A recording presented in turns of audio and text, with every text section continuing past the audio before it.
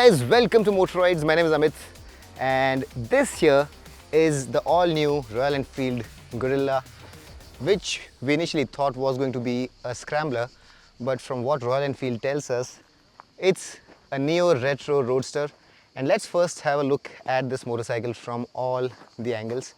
What do you think of the styling? Do let us know. This is one of the many colors that we have. You also have a red, you have a white and blue, and you also have this golden color here. Have a closer look. Now, as you can very clearly see, the big difference is in terms of the proportions, its use, and it's not an ADV or an off-road motorcycle like the Himalayan is, and that is the primary differentiator between this and the Himalayan. When you compare it with the Himalayan, there are some key differences, and the biggest difference is that it doesn't look as big, as intimidating. It seems like it's a lot more accessible, and it's primarily down to the fact that the tank height, the seat height, the size of the motorcycle itself is not as big as the Himalayan, and the wheelbase here is less by 70 mm. The rake angle, the head unit here, is sharper by 4 mm. The trail, as a result of that, is shorter by 27 mm. The ground clearance is 169 mm. The width of the motorcycle has also reduced, the height has reduced, but the seat height, which was a little bit intimidating for a lot of people with the Himalayan, especially the ones who are not very heftily built, has come down drastically now and now stands at 780 mm, and it's down by a massive 45 mm. Dry weight has also gone down and is now at 174 kg, and the curb weight has also gone down by 11 kgs to 185 kgs. Fuel capacity is now at 11 liters as opposed to the 17 liters of the Himalayan.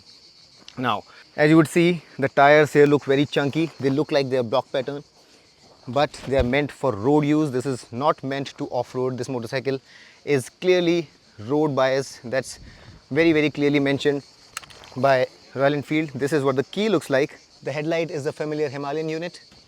The turn indicators are the familiar Himalayan unit, and this instrument console is also the familiar Himalayan unit, save for one change. This instrument console now has the capability to connect with your Royal Enfield app, and you can export your route and share it with a friend. Also, you can import a route into it and you can ride on it. So that's a new capability that's been built into it. If you look at the handlebar, the position relative to the seat has been brought down by 7 mm, but thanks to the overall height reduction, the overall handlebar height has gone down by 30 mm. The switch gear is very familiar. We have seen this pass switch earlier, and we also have this turn indicator. This is what the horn sounds like. This is the ignition, and these are the modes. You have two modes to choose from. You have the performance mode, and then you have the eco mode. The primary difference between the two modes is the sharpness of the throttle response, and the throttle here is ride-by-wire. These are the standard mirrors. Could have been a little bit wider. Do not offer the most amount of visibility at the rear. As you can see, both the instrument console and the tank cap are skewed towards the right, and as you can see, it's got a very flat top surface to it, so you sit on the bike, not in the bike, and the seat here is curved, so you can ride on the motorcycle in a manner where you're either open chested, so you can go back a little bit, or go forward and ride it in a sporty manner. So that adjustability has been given here. Also, the foot pegs have been raised up, and now they are not feet forward, they are relatively sporty. This motorcycle does not have a very committed stance. It has a slightly sporty stance as compared to the Himalayan, but this is still very rider friendly, very accessible. The pillion seat is not very spacious though. There are a couple of accessories available which are higher, like they have more padding and increase the seat height by as much as 23 mm. So for those who want more cushioning, you can go with the accessories. You can also get a grille in front of the headlight. You can get a small windscreen, which is purely for aesthetic purposes, not meant for any wind deflection. There is a higher screen also, which is a little bit more functional, not much. Then you have the crash guard, you also have panniers, you also have pannier stays. So a whole bunch of accessories are being offered with this motorcycle. Now, coming back to the motorcycle itself, the wheelbase here has been reduced, and that's primarily down to A, the reduction in the rate, and that's down to A, the sharpness in the rake angle, and B, the reduction of the swing arm length. It's been compacted for more agility, and as a result of that, it now looks a lot more compact. Now let's fire this engine up and see how it sounds.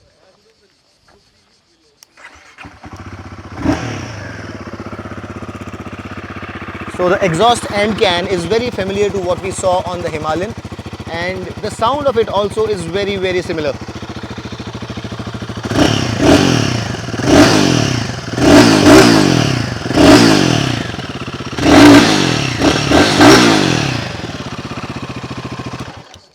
Now the chassis itself, the primary unit is the same as the Himalayan, but the changes have been made primarily here, essentially for the change in the rake angle, and the subframe is also shorter because the length of the motorcycle by itself is shorter. So while the essential chassis remains the same, the swing arm is now shorter and the subframe is now shorter. Some very minor modifications have been made towards the head as well. The suspension travel here is 140 mm as opposed to 200 mm on the Himalayan. Of course, this is a road biased motorcycle, so that had to be there. And the wheels are 17 inches.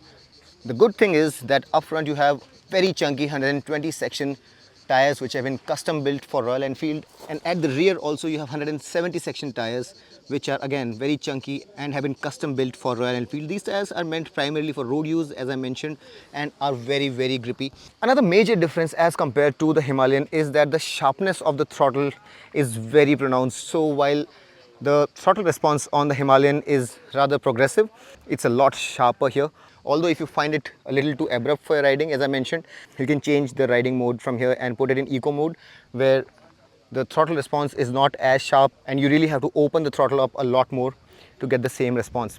Now you also have this USB socket here, and overall with the lower pillion height, lower seat height and the lower saddle height in general, getting onto the motorcycle becomes a lot easier. So it would be much easier for the shorter ones amongst you. And if you put the motorcycle off the side stand or main stand, you'd see that myself being 5 feet 10 inches, I'm able to dig my heels very easily onto the ground. It's very easy to reverse paddle also, and it doesn't take too much effort, unlike the Himalayan, to move forward or backward, whether it's in parking areas or while you're riding at slow speeds. So for shorter riders and people who are not very heftily built, this motorcycle comes across as a more viable option. Now another big change is that the wheel size at the rear has changed, and what that really means is that the gearing would also have changed, and to compensate for that, the number of sprockets at the rear have been reduced from 47 to 45. But since the wheel size itself is smaller, the net effect is zero, and the acceleration and top speed of this motorcycle is expected to be the same. At the rear, mounting points for the suspension are the same as the Himalayan, although the damping both up front and at the rear have been changed, and now the suspension is firmer since the travel has reduced. It's supposed to be sportier, it's supposed to be used more on the road. The suspension travel has been reduced. It's a 7-step adjustable unit, and I rode it today. Whether it's firm, whether it's sporty, whether it's soft, is something that you'd be able to see in my detailed review. You also get a slipper and assist clutch here, and what that means is that while downshifting on corners, you won't have any hop, you won't have any lock at the rear wheel, and the clutch action by itself is soft, so that while you're riding within the city, it should not be any problem. The fuel efficiency on this motorcycle would be 28 to 30 kmpl depending on how you're riding, and as I mentioned, if you've ridden the Himalayan or seen the reviews of the Himalayan, the character of the engine itself should be really similar, except the fact that the throttle response on this motorcycle is much sharper. It comes equipped with a 6-speed transmission unit, and the transmission also has been shared with the Himalayan since there is no change in the gearing ratios. All in all, this motorcycle will appeal a lot to people who don't want to go the full Monty with an ADV or an off-roader, someone who wants more of a commuter, something which is more accessible, something that can be ridden more easily, something which is not as heavy, as big or as intimidating as the Himalayan is for a few riders, especially if you're not too tall. For a lot of other people who are probably going for the Hunter, this is a more powerful version, something which is more accessible, something which is a lot more premium, and something which definitely can be used for canyon carving, for a weekend run. And this motorcycle, with its new rider setup where the weight distribution is a little bit more equitable on the handlebar, on the seat and the foot pegs. You can ride it for reasonably long distances as well, although this is not a tourer by its nature, but you can fit panniers here, and the accessories are available, so you can put panniers here and you can take this motorcycle for longer rides as well if you so wish.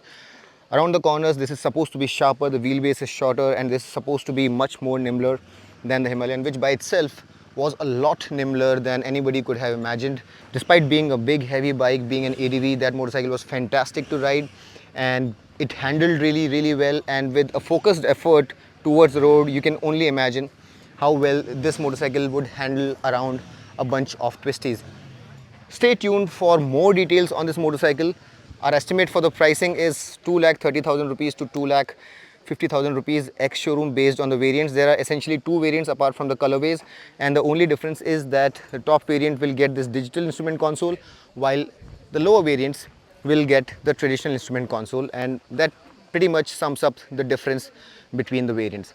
All in all, this is the second product based on the new Sherpa 450 engine, and it will have a wider appeal because this is not a specialized product which is meant only for long distance touring or off-roading. This is something which can be used on a day-to-day basis for your commutes, for your short rides, for your weekend runs, and this essentially should have more appeal to a lot more people, not just because it's a lighter, shorter, more accessible bike, but also because of the fact that this will not be as expensive as the Himalayan as well, and is a lot less intimidating. I really hope that this video was of some use to you. If you liked it, do share it with a friend, hit that like button, subscribe to Motoroids, and until next time, this is your friend Amit Changani signing off. Rev hard, rev free, and ride safe.